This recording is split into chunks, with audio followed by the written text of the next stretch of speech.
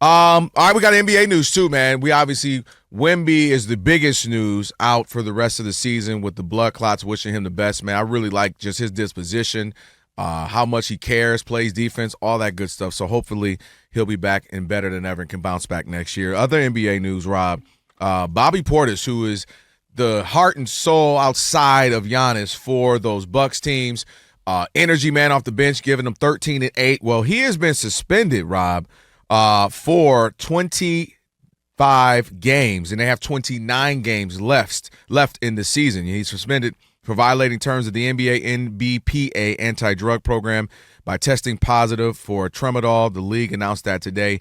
This is what he had to say, Rob, about it. He said, I was dealing with an elbow injury and using an NBA-approved medication for pain and inflammation. During that time, I made an honest mistake and took a pain-reducing anti-inflammatory pill that is not approved. I feel horrible and recognize that I'm responsible for what I put in my body. From the bottom of my heart, I want to apologize to the Bucks organization, my teammates, coaches, fans, family, blah, blah, blah. He said, I'll continue to work hard, get ready for the playoff run. So that's his coming from him. And then the Bucks said, obviously, it's a setback for them because, he means so much to their team.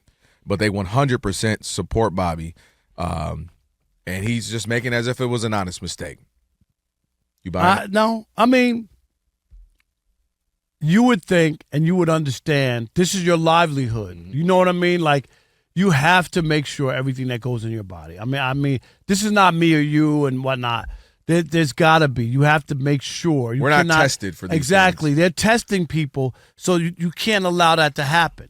Because if that was happening, people make honest mistakes all the time, more than just a player every so often, right? It would be 10 players or 20 players. Probably a month. Exactly, right? If it was just like, oh, I just took something that I didn't know. So that's always a little question mark there, when you see something like that happen. And I guess my other thing, too, and I think all the time, is there, because, you hear that in baseball, too, I was taking something. Yeah, and they told me it was for my throwing arm. And, right. Yeah, my back been hurting. You remember Manny Ramirez when he was with the Dodgers? It was like a fertility drug. Yeah. He claimed that, he was taking blaming it on the babies. He was taking a fertility drug. I know. Wouldn't that be the woman? Well, he was trying to ante up on the soldiers. Okay, is that what it was? Trying to get more soldiers, if you know what I mean. But I just wonder, and where are you on this? I mean, there have been players who have been suspended for PEDs in the NBA. Who was it, Rashard Lewis? Was that who it was? Who was the guy with the Orlando Magic? Might have been Rashard Lewis. Can you look that up, Patrick, guys? NBA players who were suspended. I just, right off the top of my head. Yeah. And I want to make sure we get that right. But where are you on that? Hedo Turkoglu. It was Hedo. It was a Hedo. Okay, I knew. Anybody else? I'm looking for that. I got that one quickly. Yeah, I knew there was somebody from the Magic. Yep. So I'm wrong when I said Rashard Lewis. He was suspended, though, Rashard Lewis, without pay for the first 10 games of the 2009-2010 season, though. Okay. He was hanging around Hedo. See? So that was in Orlando. I just wonder whenever you hear something like this, do you think like there's more to it, or the league? I mean, obviously the league would rather not. In the NFL, dude, do you think people aren't taking stuff? And for whatever reason, people don't frown upon NFL guys when they get busted. They miss 4 games, they come back, and everybody goes, kumbaya, let's get going. You can still win awards. Your career's not tainted. Nobody looks at you sideways. It's weird. So, great. That's a great question. I think Bobby, I don't think that he knew per se, like, I'm taking this thing, but I absolutely think he knew, hey, man, it's more powerful than what you got. I don't know if it's, good or not. I don't know. I just know it works. It's powerful. It might be sketchy. You can take it. Meaning, I don't know if he literally knew what he was taking, but I think he knew it wasn't on the normal NBA plan, if you know what I mean. I do believe that. And I do believe guys push it, in the words of that one song from back in the day, push it to the limits. I think they push it to the limit. Like, how far can I go taking whatever is whatever that will help me? And you and I talk about this all the time off the mic. Recover. They're not trying to walk around swole up and It's buff. about recovery. It's about recovery. Right, They're playing 82 games. That's just the games. They're practicing all the time.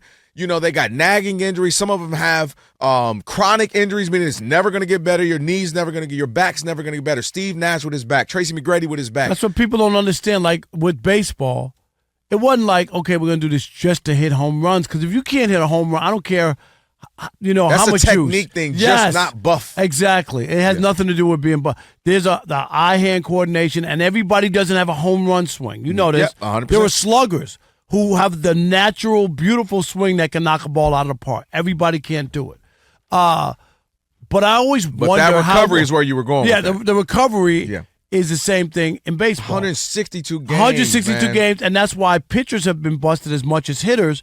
Because we talked Shoulder about it, the out. shoulder, the arm, Dude, the it's pitching. brutal, man. It is really, really tough. Anybody, you and I have done this for years. You since 1987, me for going on 20 years here in a few.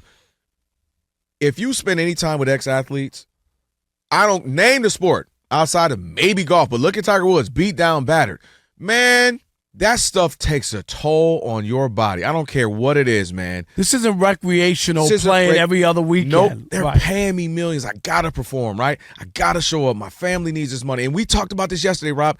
Everybody ain't making a guaranteed $50 million a year. You got, we got the Dodgers network up here above. Jerry Harrison Jr. was just a guy on teams trying to make it. You think he can be like, oh, hey, guys, I'm probably not going to show up a few weeks. I don't feel good. Right. I got to grind through this thing or they're going to cut me or I'm Matter going of to fact, Jerry won the World Series with the Yankees in 2009. He did, for sure. Yep. So my point is, man, these guys got to play through stuff you never know about. I'll tell you, when I used to do the show with Marcellus Wiley, one of the things he said to me, you talking about us fans, he's like, you guys think about ACL tears and major injuries. He said, what about when a guy steps with his metal cleats in your shin and rips meat out your shin?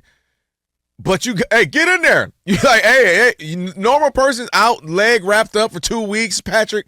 They're like, get back in there next play. Dude, chunks of my shin is out on the field. You'll be all right.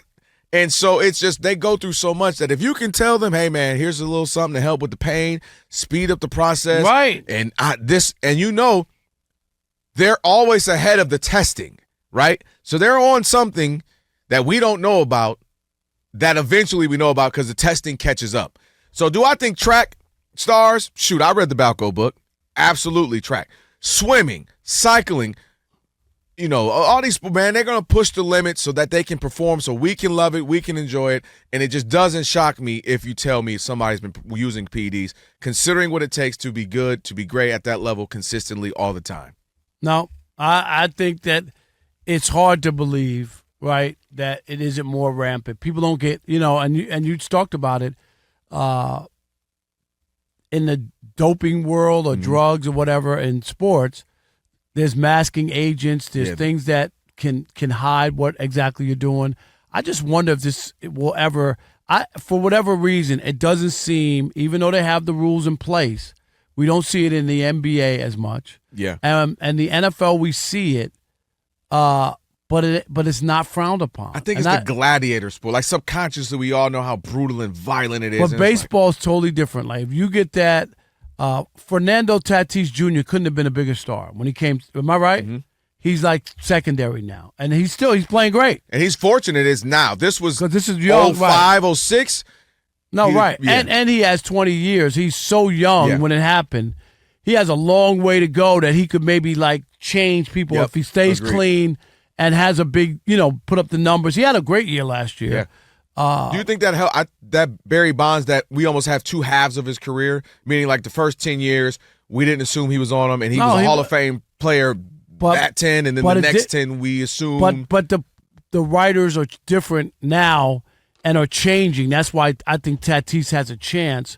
I agree. That's what I'm saying. It was 05, 03 or something? The older writers are the ones. And Barry Bonds was close. Remember, you need 75%. He got 68. Mm-hmm. So it wasn't like... That was that first half of his career, I think, you see what I'm saying? Right. It wasn't like people were like, no way, no how, and he was getting 20% or 5%. He fell off, and everybody thought, no, we were... Because everybody knows, when he was... The skinny Barry Bonds was a great player with Pittsburgh. Agreed. He won 3 MVPs. Yep. And then he went to San Francisco and still was great. But I just wonder. I always wonder how widespread it is. Man, do you think the league, if they can, would they want to hide it? Do you think they hide it if there's a higher profile player?